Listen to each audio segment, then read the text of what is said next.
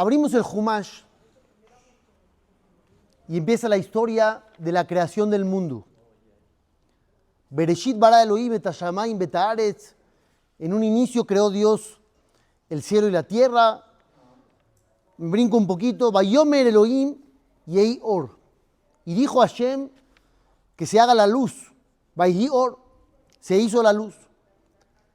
Más adelante también dice a Kadosh Baruj Hu, Vayomer Elohim yehi rakia betoch hamayim. Vayomer Elohim ikavu hamayim. Vaikra Elohim. Vayomer. Todo esto significa lo mismo. Dios está creando el mundo con palabras, con oraciones.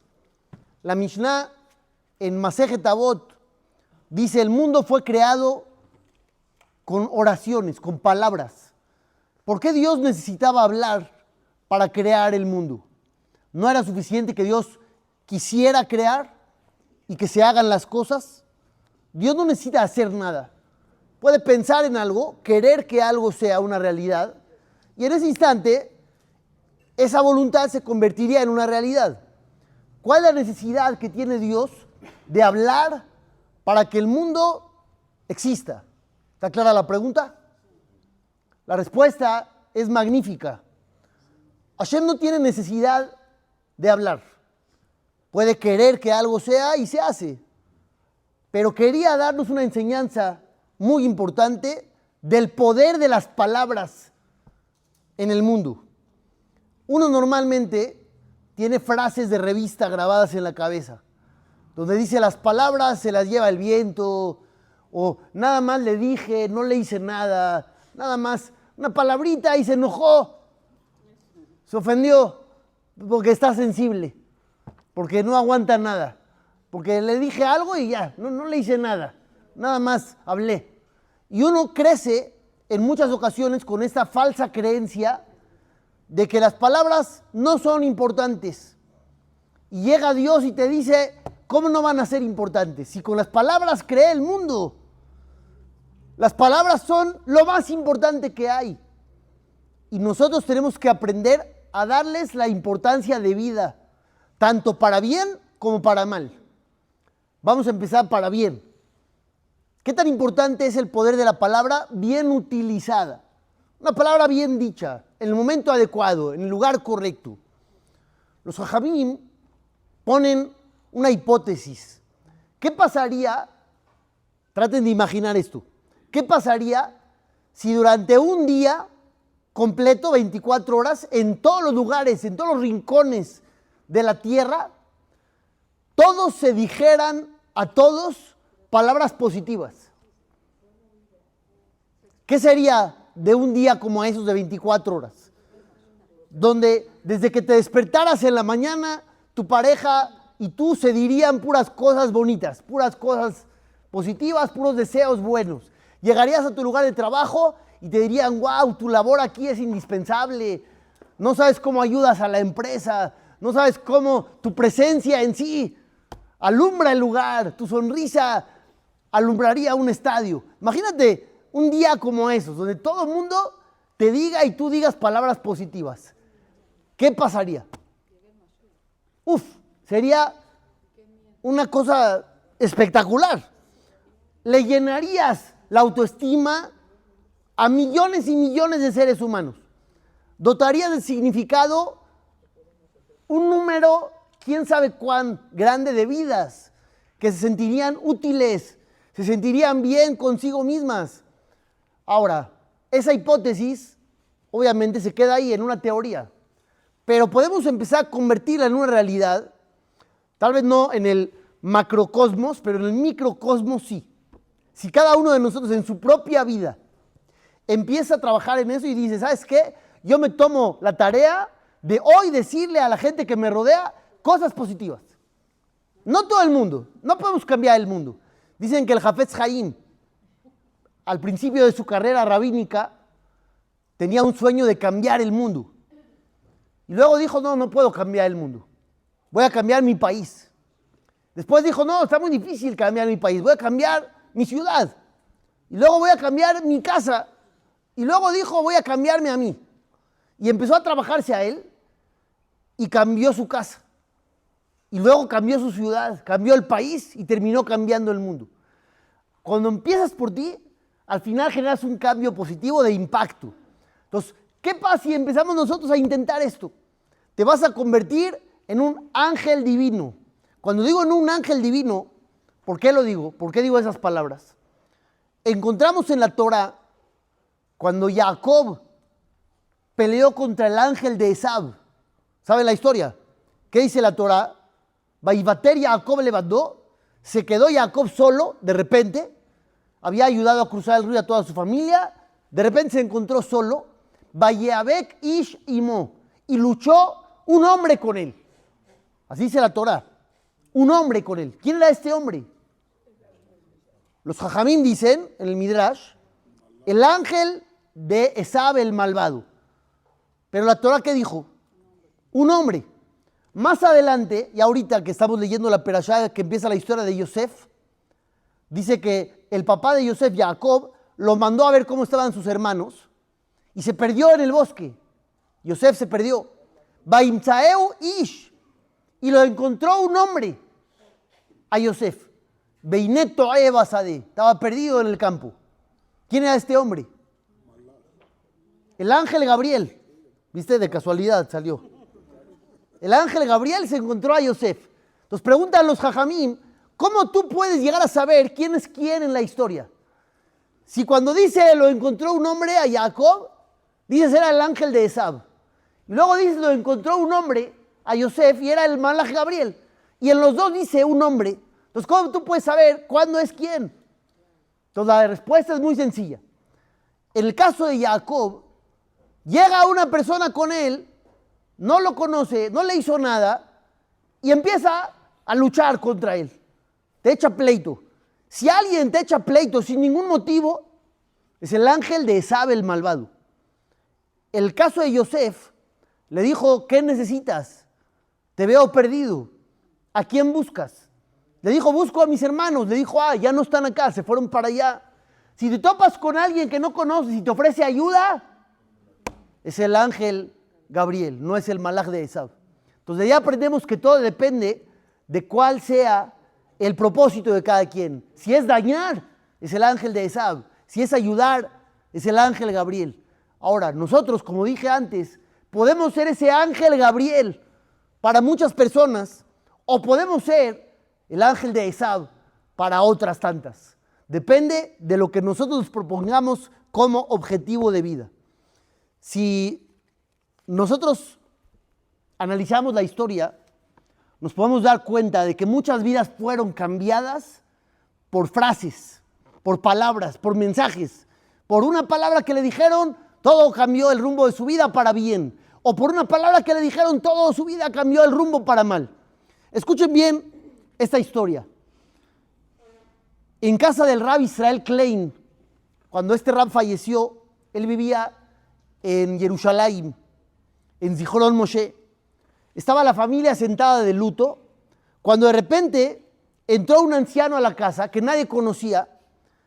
El anciano estaba llore y llore, muy conmovido, muy consternado por la muerte del padre de la familia. Y entonces la familia le preguntó a este hombre, ¿quién es usted y por qué llora tanto? ¿Lo conocía usted al Señor? Dijo, ¿cómo? Itzilet Hayay. Él me salvó la vida. Todos se sorprendieron. ¿Cómo le salvó la vida? ¿De qué está hablando? Entonces contó lo siguiente.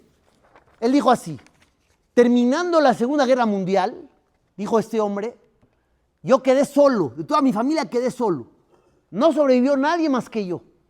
Y estaba pobre, pobre, pobre. Entonces, ok, ya no hay campos de concentración, ya no me persigue nadie, pero no hay para qué vivir, con qué vivir, para qué vivir, no hay nada.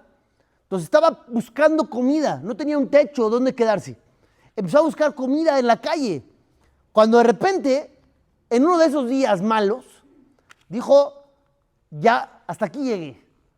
¿Para qué quiero seguir viviendo esta vida? Uno dice, no, hay que querer vivir. Sí, pero ¿qué tipo de vida es esta? Dijo, ya no quiero saber nada. Cuando de repente me topé con una persona. Esta persona era su padre de ustedes, el que acaba de fallecer, el Rab Israel Klein. Y él me dijo, ¿qué tienes? te veo mortificado, ¿qué tienes? Le dijo, ¿cómo qué tienes? ¿No estás viendo? Estoy buscando comida en la calle, no tengo un techo para vivir, toda mi familia se perdió. El Rabbi Israel Klein le dijo, mira, yo tampoco tengo familia, tampoco tengo un techo y tampoco tengo comida. De todo lo que necesitas, no puedo darte nada. No puedo regresarte a la familia que perdiste. No puedo darte un techo porque yo tampoco tengo. Y comida tampoco porque yo tampoco tengo. Pero te ofrezco algo. ¿Por qué no de aquí en adelante nos tenemos mutuamente? Vamos a tratar de sobrevivir los dos. Vamos a tratar de seguir adelante los dos. Tú me tienes a mí, yo te tengo a ti. Hacemos una sociedad emocional donde cada uno vela por la necesidad emocional del otro. Y seguimos adelante. En ese momento decidí seguir adelante con vida. Y hoy que me enteré que falleció, vengo a rendirle mis honores. ¿Qué le dio? ¿Qué le dio? Materialmente, nada. Palpable, nada. Físico, nada. Una palabra de decir, entiendo lo que estás pasando, yo también estoy pasando por lo mismo. Se sintió identificado.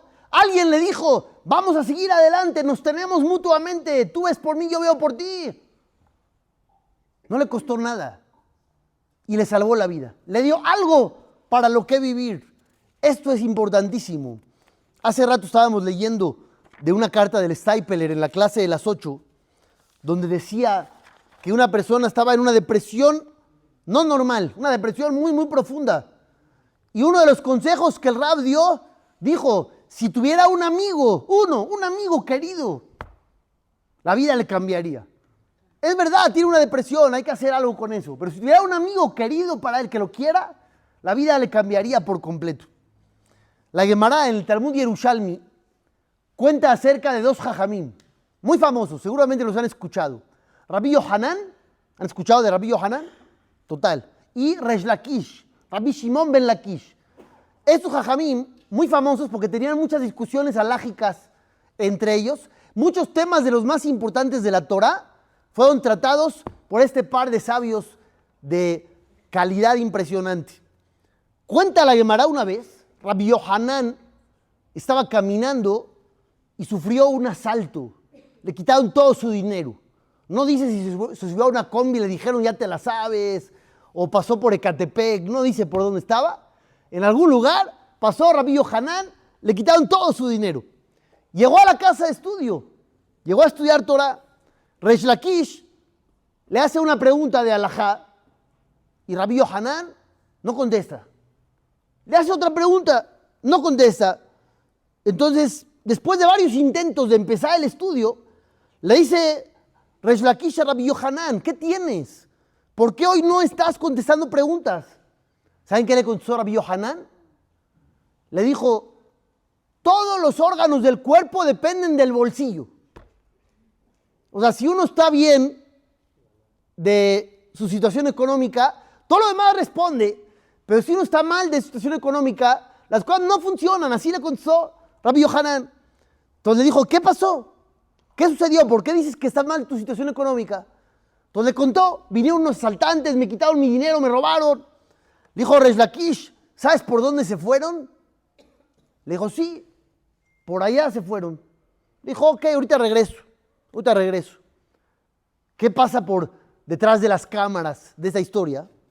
Resh Lakish, antes de ser uno de los jajamí más grandes de Israel, era líder de la banda criminal de la época. Él sabía de lo que se estaba hablando y conocía a todos esos cuates, conocía a la gente del bajo mundo.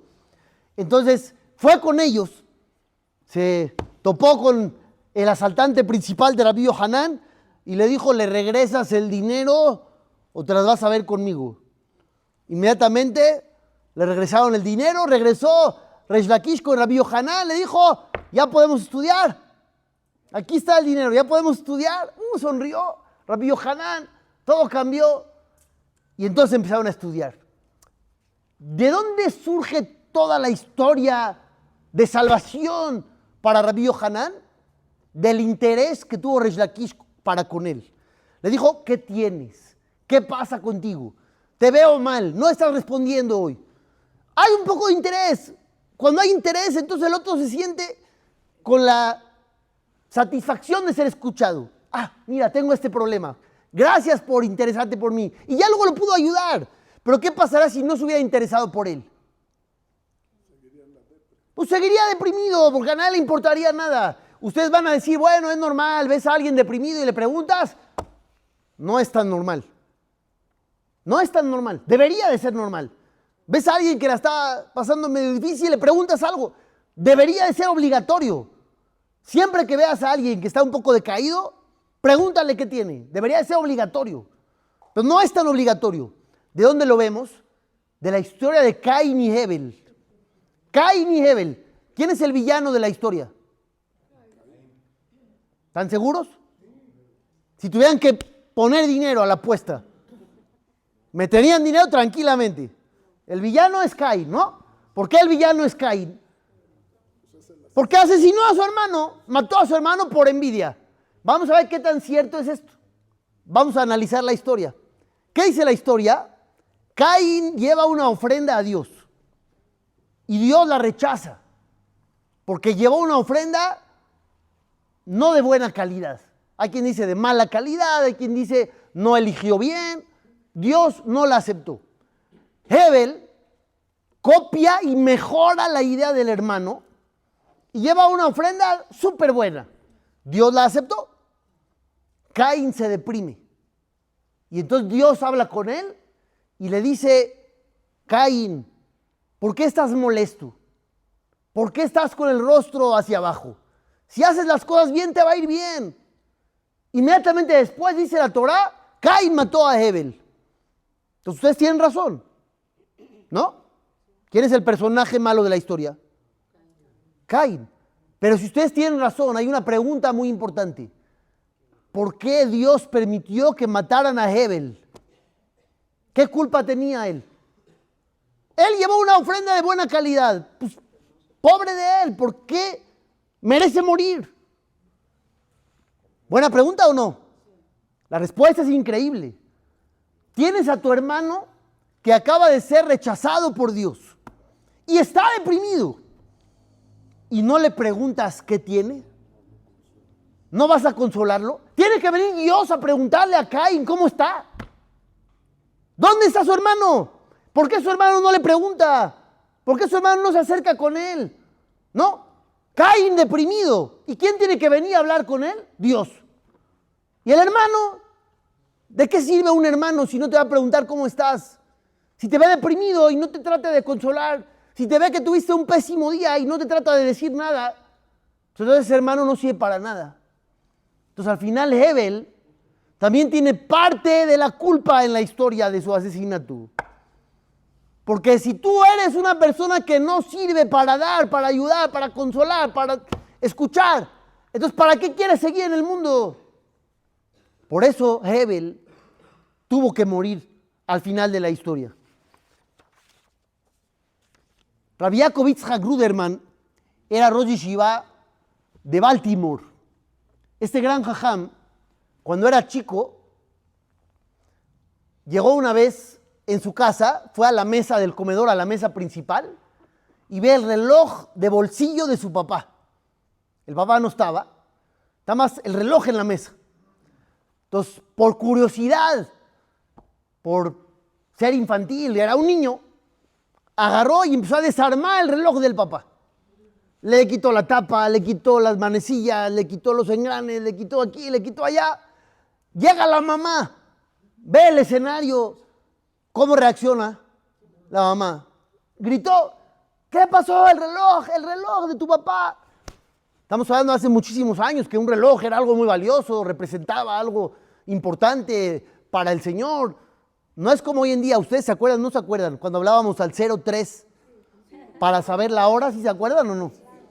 No teníamos teléfonos inteligentes satelitales.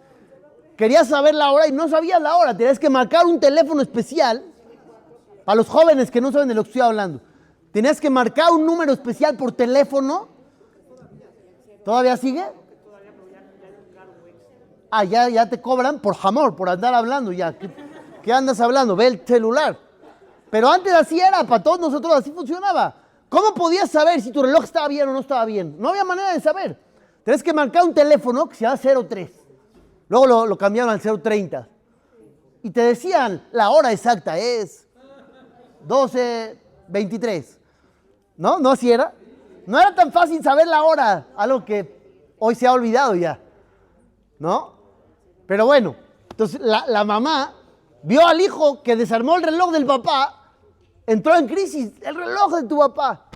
En eso llegó el papá después de oír los gritos de la mamá y ve la escena y capta inmediato que acaba de pasar. El hijo desarmó el reloj y entonces dijo, tranquila, le dijo a su esposa, tranquila, nuestro hijo es sumamente analítico, es a profundidad, a detalle su pensamiento y por eso quería saber el funcionamiento interno del reloj.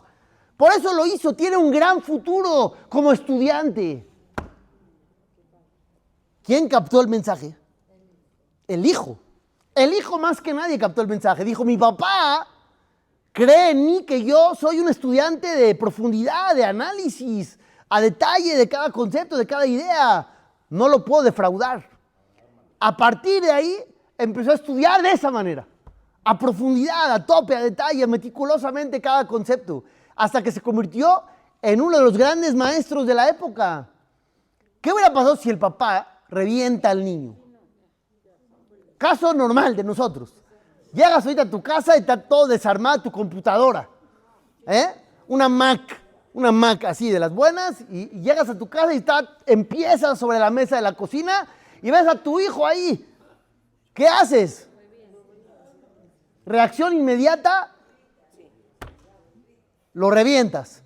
Ya luego ves la historia del Rab Ruderman y dices, no, pero demasiado tarde. Una palabra podía haber destrozado el futuro de este hijo. Y una palabra bien dicha le cambió la vida. Él dijo, mira, mi papá cree que soy así, no lo voy a defraudar, voy a estudiar bien.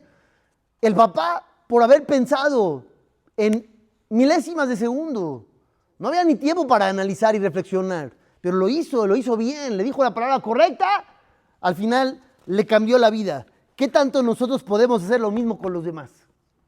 Por otro lado, encontramos a Moshe Rabbenu. Moshe Rabbenu mató a un egipcio que estaba golpeando a un judío.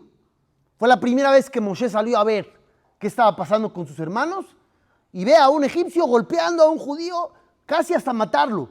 Entonces Moshe Rabbenu, dice la Torá, Vaifen, ko bajó, vayar quien ish, volteó para acá, volteó para allá, vio que no había nadie, mató al egipcio. Al otro día sale Moshe también, otra vez, a ver qué está pasando, y ve a dos Yehudim peleando entre ellos. Y entonces vio a uno que le levantó la mano al otro con la intención de golpearlo. Vayomar la Rasha y le dijo, malvado, ¿por qué golpeas a tu compañero? ¿Por qué le quieres pegar? Estos dos eran dos personajes muy conflictivos de toda la historia de Israel, que siempre echaban pleito en cualquier cosa y estaban peleando. Y entonces uno de ellos le dice a Moshe, Moshe, ¿quién te puso como juez? Tú ahorita te metes con cada conflicto que hay. Aleorgen y ata omer, que Moshe arakta et mitzri, ¿qué? ¿Dices matarme como mataste al egipcio? ¿Dices? Entonces dice Rashi ahí el comentarista, ¿cómo mató Moshe al egipcio un día antes? Con una palabra. Dijo un nombre sagrado, con una palabra lo mató. Entonces por eso el Yehudí de hoy le dice, ¿dices matarme? ¿Me vas a matar con la boca? Igual que como mataste al egipcio el día de ayer. Vemos de aquí que también puedes matar a alguien con palabras. Con una palabra puedes matar a una persona. Puede ser el ángel Gabriel, puede ser el ángel de Esab. Si una palabra negativa le dices a alguien, ¿quién sabe qué pueda pasar? Encontramos nosotros en la Torá al rey Balak, que rentó los servicios de Bilam, el hechicero, el brujo, para que maldijera al pueblo de Israel. Para que maldiga. ¿Qué tanto podía dañar este hombre? Muchísimo. ¿Qué tanto, dice el Talmud? Este hombre Bilam sabía identificar el momento exacto del día en que Dios está enojado. ¿Cuánto dura el enojo de Dios? Dice el Talmud, rega, un instante. Un instante es lo que Dios se enoja. Kirega beapó. Un instante es la furia divina. Y él en ese instante de furia quería maldecir y entonces que Hashem acabara con el pueblo de Israel. ¿Qué alcanzas a decir en un instante? ¿Cuánto dura un instante?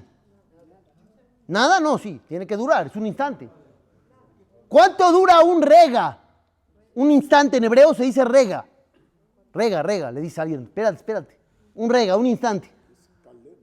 Muy bien, dice la Gemara, un rega, un instante, dura lo que tardas en decir la palabra rega.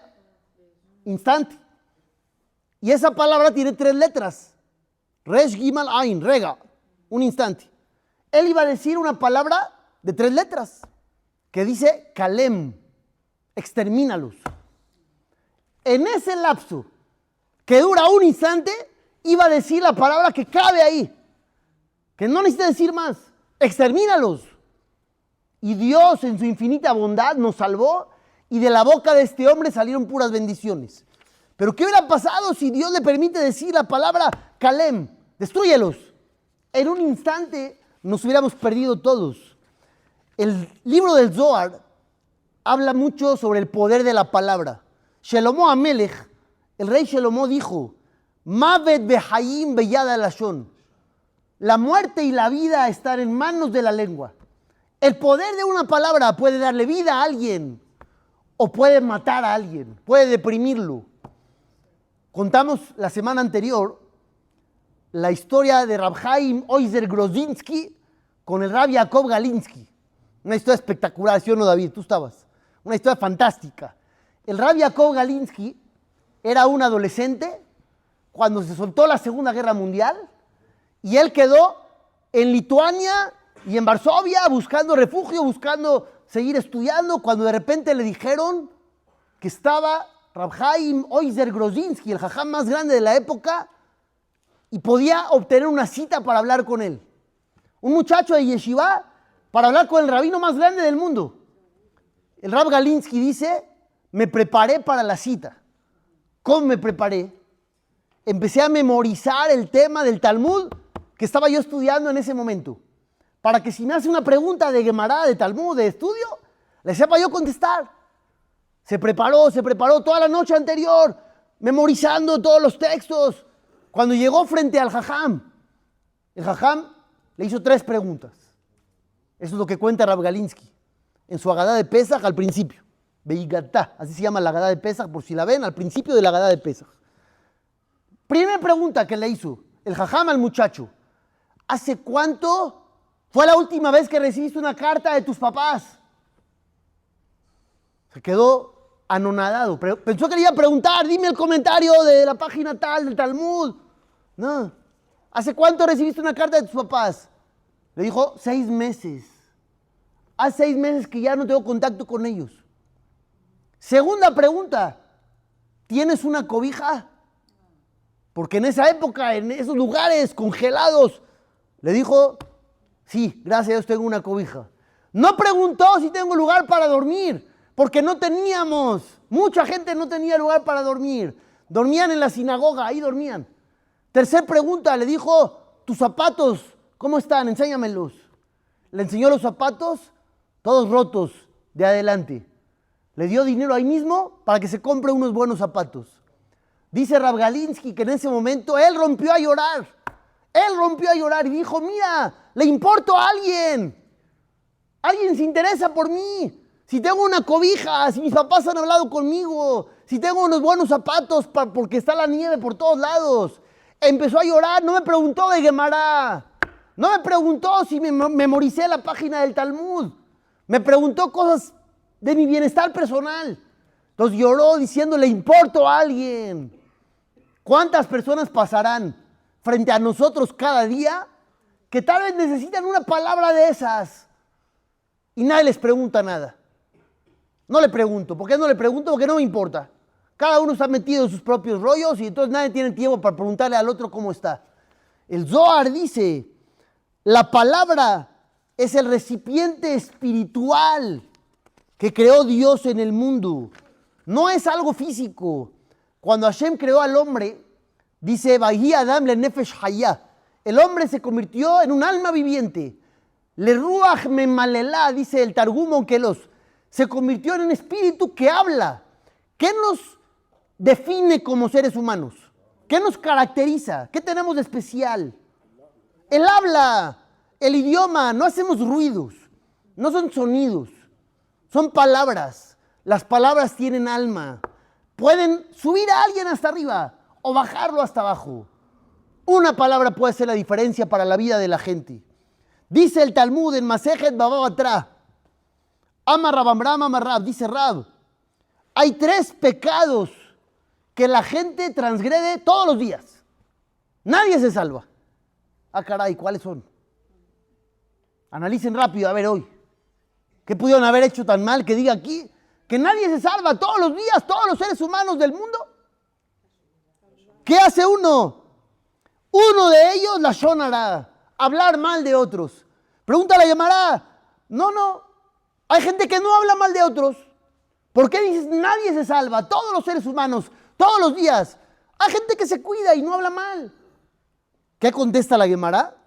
Dice, hay gente que efectivamente se cuida de no hablar mal, pero da algunas insinuaciones, frases de doble sentido, palabras que se entienden diferente y acaba hablando mal de otros. Entonces al final, nadie se salva de esto. Dice la Gemara, la mayor parte de la gente le da tentación quedarse con lo del otro. Si tú ves de repente una cartera llena de dinero en el baño del avión, ¿cuál es tu primer instinto? A ver, ¿cuánto es? No, a ver cuánto hay. Soy bueno, le voy a dejar las identificaciones y las tarjetas, porque soy tzadik. Nada más me voy a llevar el dinero en efectivo, porque soy bueno. Si fuera malo me llevaría todo. La mayor parte de la gente le gusta quedarse con lo de los demás cuando ve la oportunidad. Bekulam, pero todos, Belashon hara, caen en el tema de hablar mal de otros. Y cuando tú le dices, oye, no se puede hablar mal, ¿qué te contestan? Pero es verdad. Pues sí, por ser verdad es prohibido por la Lashon hara. Si fuera mentira, sería otra prohibición más grave, que se llama Motzi Shem Ra. Sacarle mala fama a otro, difamar a alguien, es 10 veces peor. Por ser verdad es la Lashon hara. Y la Lashon hara, hablar mal de otros, es de lo peor que hay. La Torah dice, Lo telech rajil beameja. No vayas de chismoso en tu pueblo. ¿Qué es rajil? La palabra está muy extraña. Rajil de rogel. ¿Qué es rogel? Un vendedor ambulante que va ofreciendo su mercancía a toda la gente, así a gente chismosa. Oye, ¿supiste? Oye, ¿te enteraste? Oye, esto, oye, el otro. ¿Qué estás haciendo? No, me urge a hablar. ¿Por qué te urge hablar mal? ¿Qué pasa contigo? Para que sepan, hay una frase en el Talmud que dice, Kola posel bemumó posel. Si tú andas tachando a otros por una falla que ellos tienen, seguramente la tienes tú también. Por eso estás tan entusiasmado con el tema. Por eso en vez de decir, ay, pobrecito, míralo, es un pecador, haram, ojalá y se rehabilite, en vez de decir eso, andas contándole a todas las fechorías que hizo, porque seguramente te identificas y lo que odias de ti lo ves en el otro reflejado y por eso lo odias a él también, porque es tu lado oscuro hablándote de frente y no lo soportas. Entonces, entre más hables, más demuestras que tú estás padeciendo de lo mismo. Hay que ser personas que seamos una fuerza positiva en el mundo, no una fuerza negativa, positiva. Yo veo por el otro, ¿qué necesitas? ¿En qué te puedo ayudar? Eres lo máximo, no te vi hoy, te extrañamos. Eso es lo que se nos pide de nosotros. Usa el habla para bien. Si son cosas negativas, guárdatelas mejor. No te necesitamos para eso.